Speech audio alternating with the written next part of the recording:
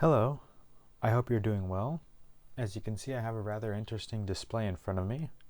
Today, I want to talk about something near and dear to my heart, something I believe everybody thinks is cool, regardless of their age, and that is fossils. I want to talk about what a fossil is, the different types of fossils, and how they form. So, what is a fossil? A fossil is any organic material preserved through geological processes, typically more than 10,000 years old. This means that mummies or bodies preserved in a bog aren't fossils.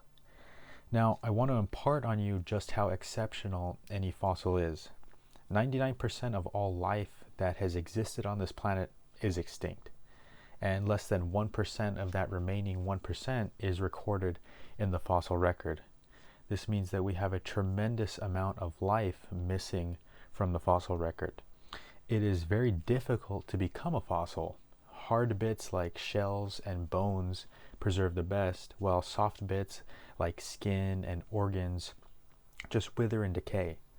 Outside forces like weather, erosion, and scavengers also displace and destroy remains, so anything exposed long enough is also lost. So it must be buried quickly to protect it. Not only that, but over millions of years, remains of fossils can be destroyed through geological processes like metamorphism or erosion. So we need rapid burial, stable conditions, and the correct depositional environment with the right amount of mixture of minerals to preserve these bodies. I mean, think about this. This trilobite here, the trilobite cephalon, this trilobite died, fossilized, and stayed in place for about 400 million years just for me to come along and smash the host rock open with a hammer. This makes any fossil you find, no matter how common it is regarded, quite special and worthy of respect. This brings us to our first type of fossil. I'll start off with permineralization, specifically petrification through permineralization. Now, in permineralization, porous material like wood or bone is saturated with mineral-rich water, and the minerals eventually replace the organic material molecule by molecule until you're left with a perfect recreation of the original structure. You can see here this large piece where it's polished. You can see the individual growth rings and how well the bark is preserved. Next off, we have unaltered remains. These are going to be your woolly mammoths and bison frozen in ice, pickled bones from the tar pits at Rancho La Brea in Southern California, and arthropods or other animal bits encased in amber. There have been instances where you had bird feathers or lizard limbs like tails or arms preserved in amber as well.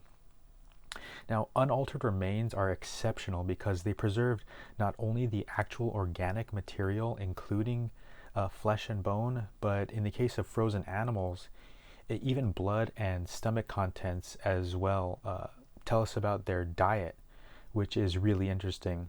You don't get that level of detail from dinosaur fossils, unfortunately. Now here, I have a really beautiful spider. See if I can get that in the camera. Preserved in some Baltic amber. This is about 50-ish million years old, I believe. So that brings us to our next fossil type.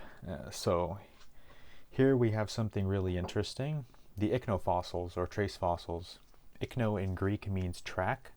So these are going to be your dinosaur footprints, coprolites, or fossilized feces, or burrows and trackways that insects or small animals like to form. Ichnofossils are cool because while they aren't actual remains of the animal themselves, they are remnants of what they did, which tells us some things about their past behaviors. In the case of dinosaur footprints, we are able to discern their gait or walking speed. Coprolites, which are fossilized poop, tell us about the diet of prehistoric animals. The burrows tell us about their possible nesting habits or how they lived. Here I have something really interesting. This is called a gastrolith, which means stomach stone. I have a couple of them. I found these in northern Wyoming a couple of years ago. Typically, you can't be sure something is a gastrolith unless it is found in situ or in place within the dinosaur's body cavity. But I was under the stewardship of two professors within the Jurassic Morrison Formation, so I choose to believe that these are gastroliths. You might notice something really interesting about these though. That dotted pattern there.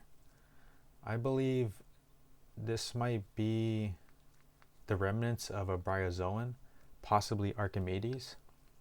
And in this one, I actually have a fusilinid. Let's see if I can get that to focus. Or a foraminiferan. That means that these are potentially doubly fossiliferous. The bryozoan fossilized into this rock, and hundreds of millions of years later, a dinosaur showed up and swallowed it. One of my favorites in my collection. Now, for the next fossil form, we have recrystallization. This happens typically with marine shelled animals like mollusks or cephalopods. These animal shells are made of one form of calcium carbonate called aragonite or calcite, and they recrystallize into another form of calcite. In this example here, the inside has been replaced and filled with calcite. See those little calcite crystals in each of the chambers? So here you can see this iridescent sheen. Now often these are mistaken for opal, but this is actually a material called amylite, and it's a polymorph of aragonite. So it has the same chemical composition of calcium carbonate, but it has a different crystal structure from aragonite or calcite, which gives it that brilliant sheen. So that brings us to the fossils that you're most familiar with. Now, I like to call these the cavity fossils because they require a cavity to form. That cavity is created by a process called dissolution and replacement. When the animal gets buried by sediments, the sediment lithifies and hardens to form a casing. Water percolates through and dissolves the animal inside, leaving a void that later fills with other sediments and forms a perfect cast. See, here's a trilobite. This is from Eastern California. Here are some examples of other trilobites that I have found. So this is a specific type of cavity fossil. This is a mold. So this is the negative imprint of a fossil. So if you were to press your thumb into some clay and leave a depression, that would be considered a mold. You fill in the mold and you get a cast, as in the case with something like this. This would be the cast portion. So another type of cavity fossil is called a steinkern. Now, steinkern in English means stone core. So this is a cast of the inner body cavity of the animal.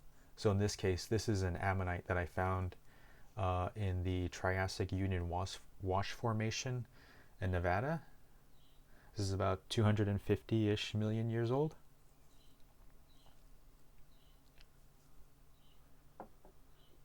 So last but not least, we have our last fossil type and one of my favorites.